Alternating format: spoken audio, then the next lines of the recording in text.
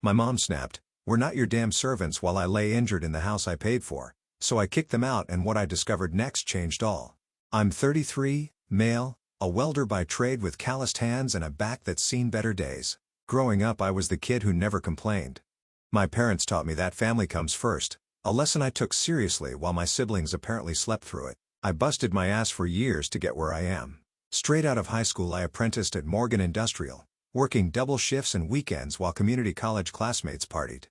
6 years of breathing metal dust, burning my arms with slag, and coming home so exhausted I'd fall asleep mid-shower. But I saved every damn penny. No vacations, no fancy car, no bar hopping, just work and more work.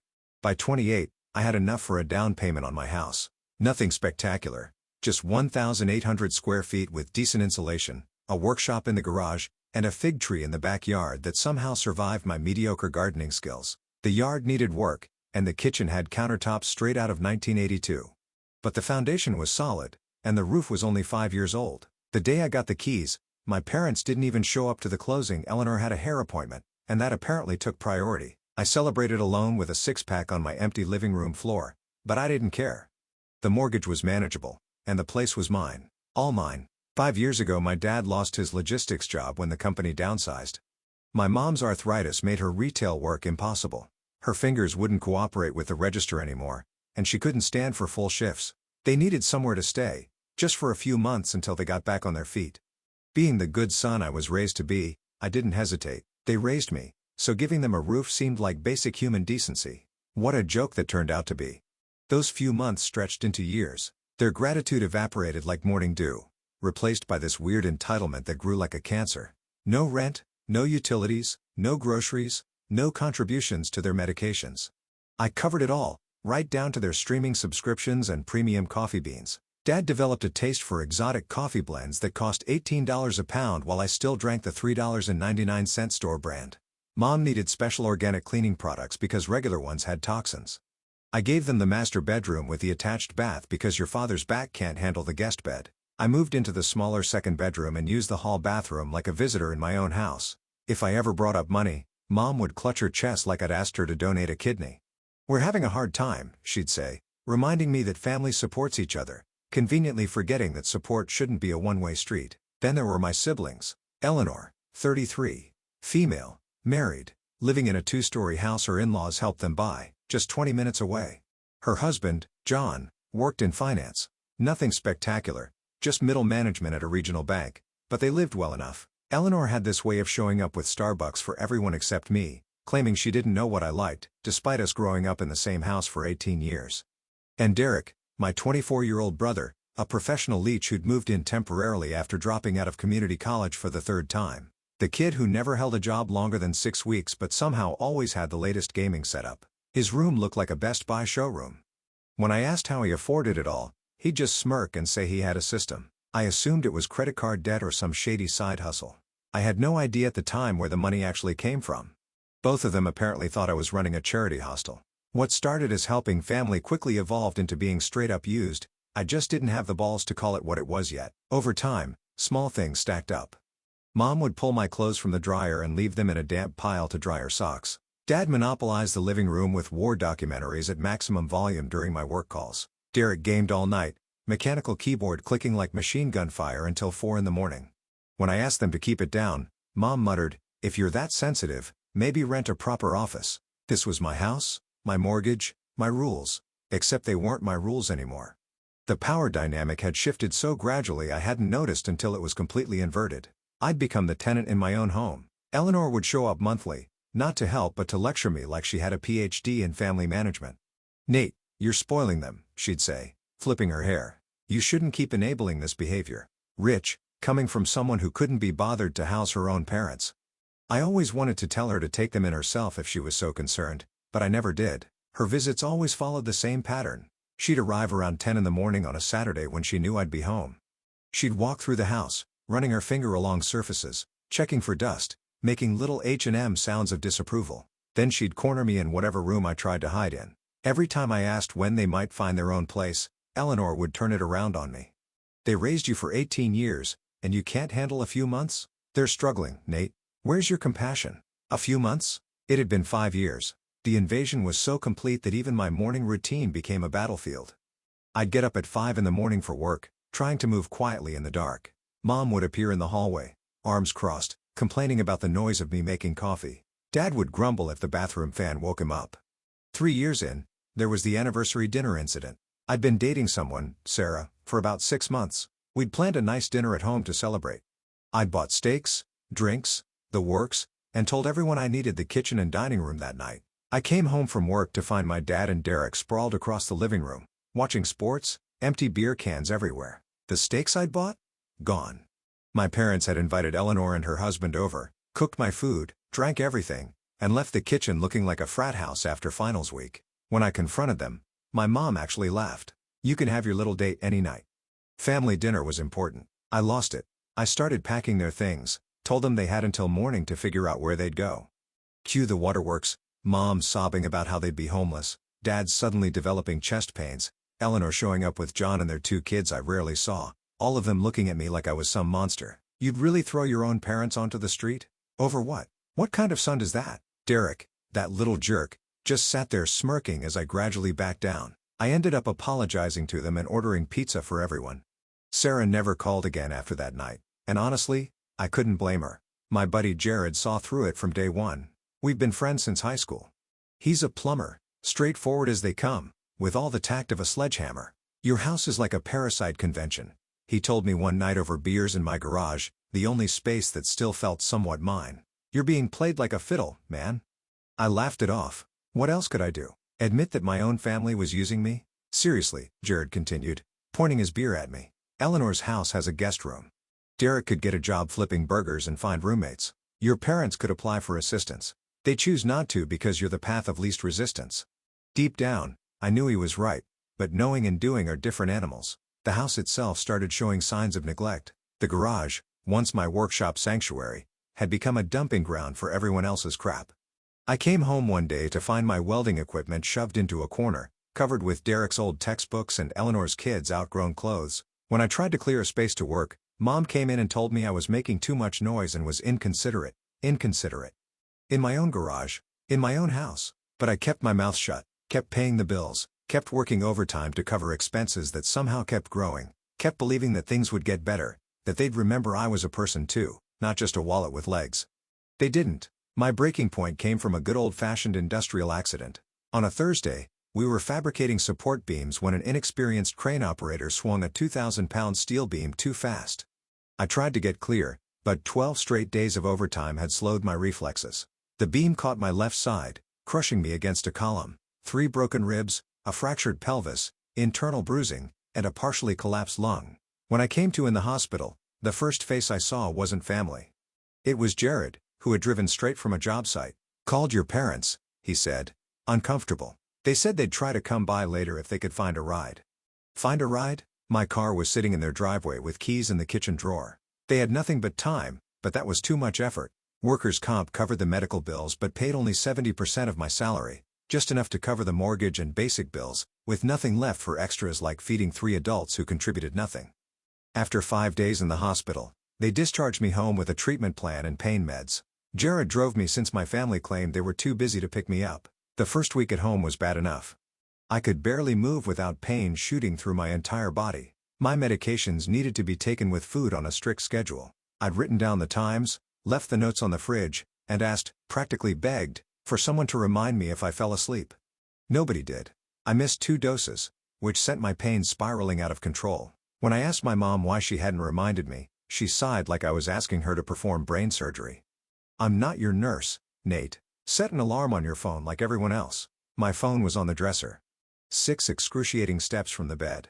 6 steps I couldn't take without help. The second week, I ran out of clean clothes. I couldn't carry the laundry basket with my injuries. I asked my dad if he could just throw a load in the washer for me. "I'll get to it when I can," he said, not looking away from his war documentary. 3 days later, I was still wearing the same sweatpants. Jared ended up coming over and doing my laundry for me. "Your family is something else," he muttered, sorting my clothes while I sat on the edge of the bed. "I've seen neglected dogs get better treatment." He looked around the room, noticing the dust buildup, the empty water glasses I couldn't carry to the kitchen, the pill bottles I could barely reach. "This isn't just being lazy, this is borderline elder abuse," Except you're not even old, you're just injured and dependent on these assholes. They're not that bad, I said reflexively, the lie sounding hollow even to my own ears. My grandma had hospice care that was less attentive than me right now, Jared shot back. And I'm just your drinking buddy. What does that tell you about the people actually living here? The third week brought its own special hell. Derek had friends over, loud, obnoxious guys who played video games and complained about women not appreciating nice guys like them. They took over the living room, kitchen, and even started using my bathroom because it was closer. When I asked them to keep it down because the noise was making my head pound, one of them, some bearded dude I'd never met, had the nerve to tell me, "Chill bro, it's not like you're dying or anything." Derek laughed. My brother laughed at a stranger disrespecting me in my own house. I came home from the hospital, barely able to move. The house was in its usual chaos, Mom yelling at the microwave after putting metal inside it again, the kitchen smelling like melted plastic, Dad asleep on the couch with a half-eaten sandwich on his chest, and Platoon blasting so loud the windows rattled. Derek was shouting into his gaming headset, his voice carrying through the entire house. I stood in the doorway, pain medication barely taking the edge off, and asked my mom if she could make me something to eat, just a sandwich, just this once. I physically couldn't reach the kitchen cabinets without excruciating pain. My mom looked up from her phone and said, "We're not your damn servants, Nate." Not with anger, but with this dismissive boredom, like I'd asked her to scrub the toilet with her toothbrush. Dad said nothing, as usual. Derek snickered without looking away from his game. Eleanor, who happened to be there giving her standard lectures, didn't even look up from her phone as she said, "Maybe try meal prepping next time, Nate. Planning ahead is basic adulting." I wish I could say I finally snapped through things or told them all to go to hell, but I didn't. I just stood there, holding onto the wall for support, and said, "All right," that was it. I dragged myself to my bedroom and closed the door. My phone buzzed, Jared checking in. He'd been the one who drove me home from the hospital, who arranged for the prescriptions to be delivered, actually seemed to give a damn. I texted back that I was fine that night. Something shifted in me. I lay in bed, staring at the ceiling I'd painted myself when I first moved in, and realized I wasn't just physically broken. I was broken in every way that mattered. I'd given everything to people who saw me as nothing but a resource, a house, a wallet, a servant. I'd become a stranger in the home I'd built, the life I'd created. And for what? For people who couldn't even make me a sandwich when I was injured? I decided then and there, they were gone. All of them. No discussions, no second chances, no negotiations. They had taken enough. Over the next 3 weeks, I focused on healing enough to execute my plan. By week 4, I could move without constant pain.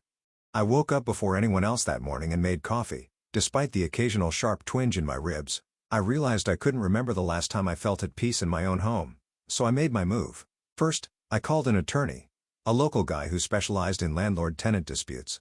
He explained that, even without a formal lease, my family members were legally tenants. I needed to serve them with proper notice. 30 days is standard, he said, but given there's no rental agreement and they haven't paid anything, we're on solid ground.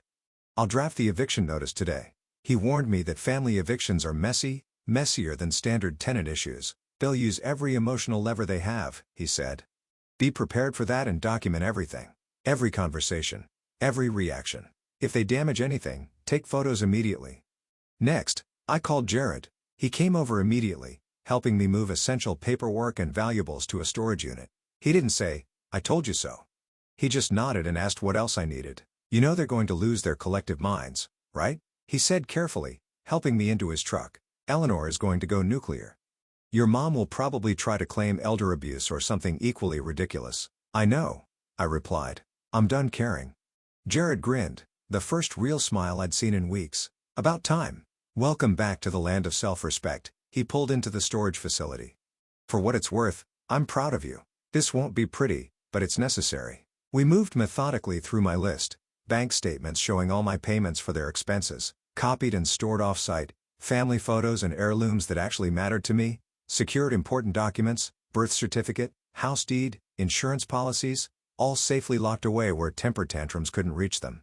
I changed all my passwords, set up 2-factor authentication on every account, and called the mortgage company and my insurance agent to make sure no one but me could make changes. Small fortifications against the storm I knew was coming. The eviction notices arrived by certified mail the next day, one for my parents, one for Derek. I placed them on the kitchen table where they couldn't be missed, then went to my room and locked the door. The explosion came exactly as expected. Mom wailing like I'd physically attacked her, Dad's heavy footsteps pacing the hallway, Derek pounding on my bedroom door, threatening to screw me up once I came out. Eleanor arrived an hour later, practically kicking in the front door. "You can't do this," she shouted through my bedroom door. "This is emotional abuse, Nate. They have nowhere to go." I texted back, "They can go to your house, you have plenty of space." "That's different," she responded immediately. "We have our routines. John wouldn't stand for it." "Of course John wouldn't," I replied. "Neither would I, if I'd been given a choice." I stayed in my room that night, door locked. Jared brought me food and checked my bandages. My family raged outside like a storm. I could hear them plotting, trying to figure out how to make me back down. I'd expected guilt. I'd expected anger. What I hadn't expected was sabotage.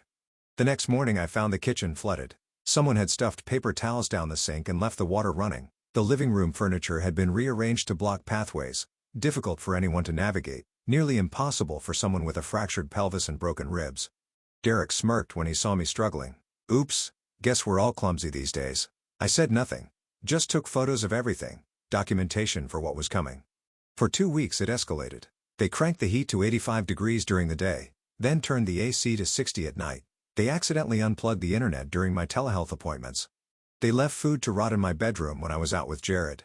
Eleanor came over daily, alternating between fake concern and open hostility. "This is what happens when you act rashly," she'd say.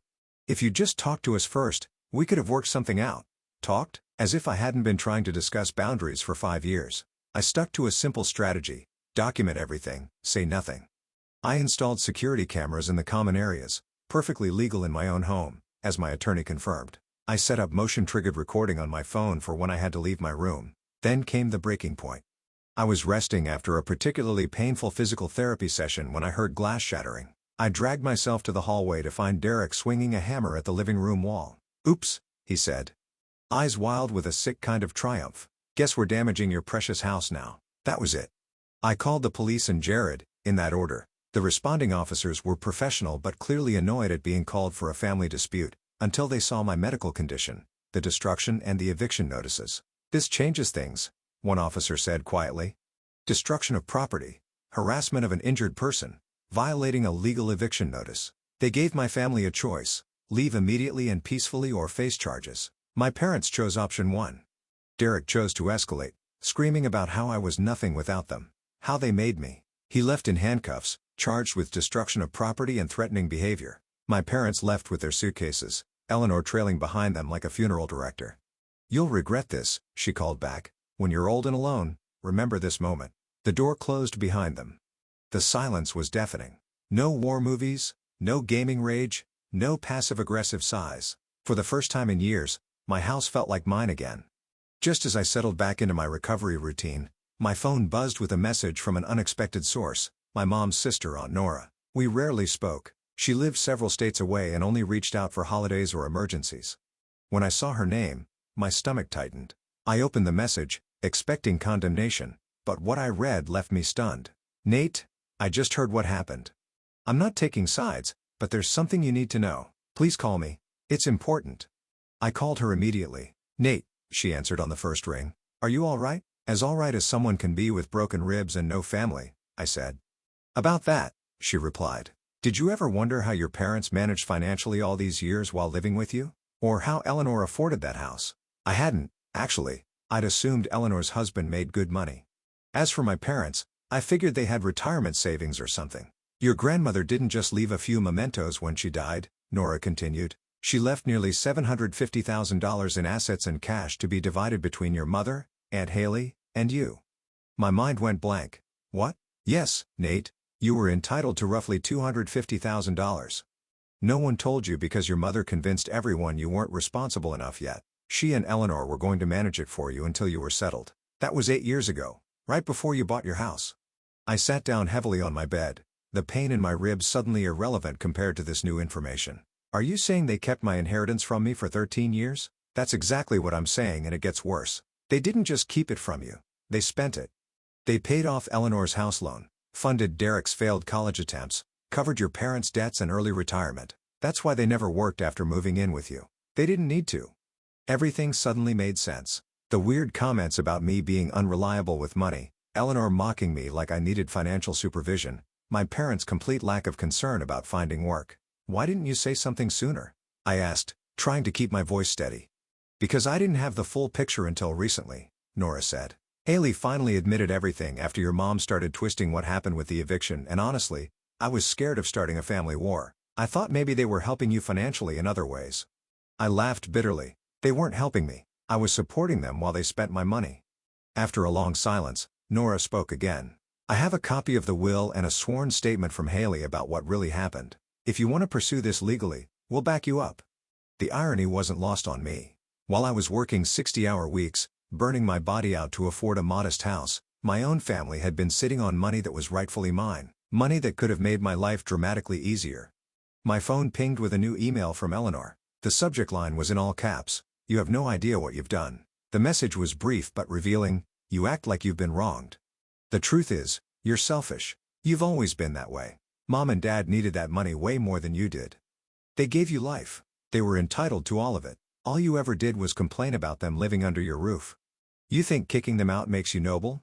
It makes you pathetic, and if you plan to pursue that nonsense Nora told you about money, remember this: we aren't the only ones with something to lose. I forwarded the email to my lawyer with 4 words: we have more work. That night, I couldn't sleep. Not from the physical pain that was manageable with medication, but from the weight of betrayal. I'd been wrong. This wasn't about family members taking advantage of my generosity. This was theft, and I was going to get what they'd taken from me. The next morning I called the lawyer Nora recommended, Thomas, who specialized in estate fraud and family financial disputes. We met at his office downtown and I brought everything: copies of the will Nora had mailed me, my bank record showing years of payments for their expenses, and all the messages where they hinted I wasn't responsible enough to handle my own money. Thomas raised an eyebrow as he read through the evidence. They were fairly blatant about this, weren't they? They didn't think I'd fight back, I replied. He nodded. That gives us leverage. It turned out my mom and Eleanor hadn't just convinced Aunt Haley to let them handle my share. They'd created a forged document, a letter supposedly from me during my final year of college, saying I'd voluntarily given up my portion of the estate. The signature looked like someone had traced my handwriting from an old birthday card. The language was stiff and formal, using terms I'd never use. The date was during a period when I was working a summer job at a fabrication plant 2 states away. I wasn't even in town when this supposed letter was written. Do you want to press charges? Thomas asked quietly. Forgery, theft, financial deception, these are serious crimes. It was a question I never imagined having to answer about my own family. I thought about the birthdays I'd spent alone while they vacationed in Cancun, the time I missed a medical appointment because they borrowed my car without asking and returned it empty. Derek's constant disrespect, Eleanor's condescension, my mom refusing to make me food when I physically couldn't move after a serious injury. I looked Thomas straight in the eye. Yes, all of it. The legal process took 8 weeks. Thomas documented everything methodically. Haley provided a sworn statement that the money was meant to be split evenly in thirds and that she'd been misled about my intentions. Nora shared old family group messages where my mom and Eleanor discussed handling Nate's portion together. I submitted bank statements showing my support for them, medical reports detailing my injuries, and Eleanor's threatening emails. When Eleanor received the court summons, she cycled through every manipulation tactic in the book, begging, "This will destroy the family, Nate." Anger. "You're tearing us apart." Grandma would hate this, and finally silence. My parents tried guilt first, then denial. "We were going to tell you," my mom claimed over the phone. "We were waiting for the right time." The right time? After 13 years and 5 years of living rent-free in my house? The case broke wide open during a deposition when my mom, nervous and defensive, made a critical mistake. When asked about the letter I supposedly wrote, she admitted she had adjusted it slightly to make it sound more official. Thomas pounced on that slip. "So to clarify, Nate didn't write this letter himself?" She tried to backpedal. "Well, he said something like that once. I just formalized it." "So you wrote the letter?" Thomas pressed. "I improved it," she stammered. That was all he needed. Everything unraveled after that. Bank records showed transfers labeled Nate's portion that went directly to pay off Eleanor's mortgage and fund family vacations. Tax filings revealed early retirement accounts my parents had established using my inheritance. Credit card statements showed Derek's gaming equipment and Eleanor's car being purchased with my money. The court process dragged on longer than expected. I had to take more time off work for depositions and hearings, burning through sick leave I'd accumulated over years. My ribs healed faster than the legal process moved. I returned to work after medical clearance, but with restrictions. The company put me on light duty, monitoring quality control from a desk in the corner of the shop floor. The pay was the same, but watching others do what I used to do stung more than I cared to admit. Meanwhile, the legal case ground on. Eleanor tried claiming the money given to her was a gift from my parents, not my inheritance. My parents insisted they'd plan to pay me back eventually. Derek, when deposed, simply shrugged and said he had no idea where his gaming equipment came from. Mom and Dad bought it was his only answer to everything. The judge was unimpressed by their excuses. The verdict came within a month. My mother, father, and Eleanor were ordered to my full share with interest, nearly $300,000. They were also sanctioned for forgery and forced to write formal apologies for the court record. When the ruling came down, I didn't feel the triumph I'd expected, just emptiness, like I'd won a battle in a war that should never have been fought in the first place. 2 weeks after the ruling, they showed up at my house unannounced, all three of them. I was still recovering but able to move around with a cane by then. I opened the door but stayed behind the security chain. Eleanor's face was flushed with that self-righteous anger I knew too well. Dad looked deflated, eyes on the ground. Mom was crying, but they were the kind of tears that appear on command when needed. "You've destroyed this family," Eleanor started, her voice shaking. "I hope you're happy now." "What do you want?" I asked flatly. "We came to talk sense into you," she replied. "This lawsuit, taking all that money. It's despicable, Nate, after everything we've done for you." I almost laughed. "Everything you've done? Like stealing my inheritance? Living rent-free in my house for 5 years? Refusing to help when I was injured? We gave you life," my mother snapped. "We raised you and this is how you repay us? By nickel and diming your own family?" Dad finally spoke up. "You need to drop this. Family is more important than money." "That's rich, coming from the people who stole $250,000 from me," I replied. "Where was that sentiment when you were forging documents with my name on them?" "You ungrateful piece of crap," Derek spat, stepping into view behind them. "You think you're better than us? You're nothing." "Nothing." I felt a strange calm settle over me. "I need you all to leave now." "We're not going anywhere until you see reason," Eleanor insisted, trying again to push against the door. I held up my phone, showing them the security app with their images clearly displayed on the porch. "I'm recording all of this. You have 30 seconds to get off my property or I'm calling the police, your choice." They hesitated, looking at each other. "The court already ruled," I continued.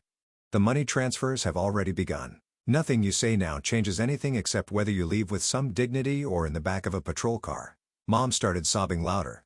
Derek kicked one of my porch plants, shattering the pot. Dad just looked tired. Eleanor glared at me one last time. "This isn't over." "Actually, it is," I replied and closed the door. I watched through the security feed as they argued on the porch for another minute before finally getting back into the SUV and driving away. The next day, I filed for a restraining order. The judge granted it based on the security footage and Derek's previous destruction of property. They couldn't come within 500 feet of my house or workplace. Eleanor called it excessive in a text message. I called it peace of mind and blocked her number. Word spread quickly through the extended family. Most distanced themselves, not wanting to take sides, but a few reached out unexpectedly. Cousins I hadn't spoken to in years sent messages of support. One uncle called and said, "I always suspected something was off with that inheritance. Your grandmother would be proud of you for standing up for yourself." That meant more than he could know. Relatives who'd always favored Eleanor and Derek started sending me messages of support. One cousin called and said, "I always wondered how they afforded that lifestyle. Now it makes sense." My parents ended up staying with Eleanor and her husband, John, temporarily. Of course, karma has a sense of humor like that. Within 2 months, John had reached his breaking point. According to mutual friends, he gave Eleanor an ultimatum. Her parents leave, or he would. Eleanor chose her parents. John filed for divorce 3 weeks later. No one was particularly surprised when Eleanor lost the house in the divorce settlement. John's parents had put up most of the down payment and his name was primary on the mortgage. She tried to claim that the money she'd contributed, my money, as it turned out, should count toward her equity. But the divorce judge wasn't sympathetic, especially after seeing the copy of our court case. The three of them ended up renting a 2-bedroom apartment together. The irony wasn't lost on anyone.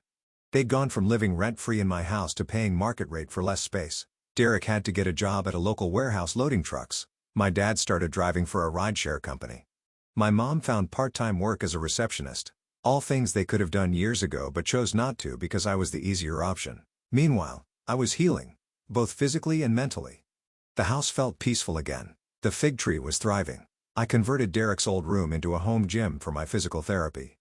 I installed smart home features that let me control everything from my phone when movement was difficult. Jared came over regularly, bringing food or just sitting in companionable silence while we watched games. "You know what I like about your place now?" he asked once. "It actually feels like yours." He was right. For the first time in years, I wasn't living in a space occupied by people who saw me as nothing but a resource to exploit. Work improved too.